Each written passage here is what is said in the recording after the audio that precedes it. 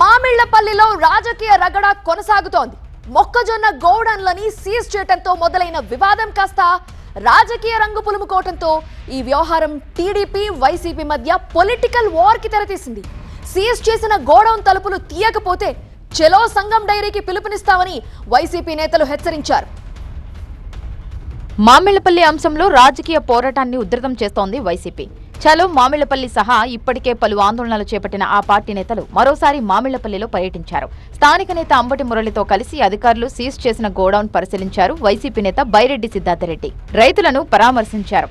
Godown పై TDP వాళ్లే దాడి చేసి తిరిగి రైతులపై కేసులు పెట్టారన్నారు బైరెడ్డి సిద్ధార్థరెడ్డి. కూటమి ప్రభుత్వ హయాంలో ఏ ఒక్క రైతు కూడా సంతోషంగా లేరన్నారు. రైతులకు న్యాయం చేయాలంటే జగన్ మళ్లీ సీఎం కావాలన్నారు.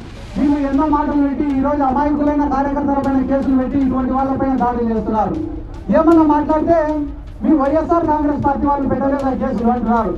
మా జగన్ సార్ కొట్టిన ప్రతి ఒక్కరు దానే.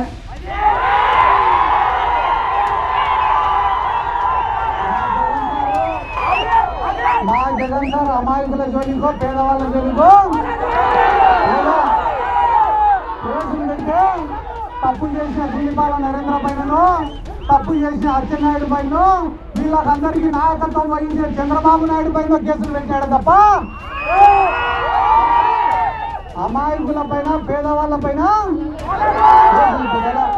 మామిళ్లపల్లిలో రైతులు గోడౌన్ తలుపులు తీయకుంటే చలో సంఘం డైరీకి పిలుపునిస్తామని హెచ్చరించారు వైసీపీ నేత అంబటి మురళి. టీడీపీ నేతలు ఇక్కడ మొక్కజొన్నను 1650 రూపాయలకి కొని తెలంగాణ రాష్ట్రంలో అత్యధిక ధరకు అమ్ముకుంటున్నారని విమర్శించారు.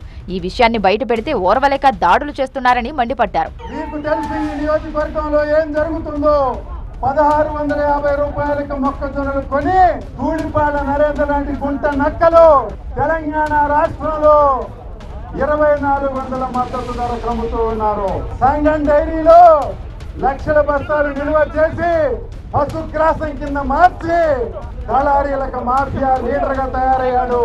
ఏ రైతుల గోడౌన్ అయితే సీల్ చేయించారో ఆ సీలు తీయకపోతే చలో సంగం డైరీ తప్పదు. ఈ వ్యవహారంపై ఇప్పటికే టీడీపీ వైసీపీ మధ్య పోరు రోజురోజుకు ముదురుతోంది. ధూళ్లిపాళ్ల నరేంద్ర, అంబటి మురళి వర్గీయులు మామిళ్లపల్లిలోని పెద్దేటమ్మ ఆలయ ప్రాంగణంలో తమ నేతలకు అనుకూలంగా ప్రమాణాలు కూడా చేసుకున్నారు.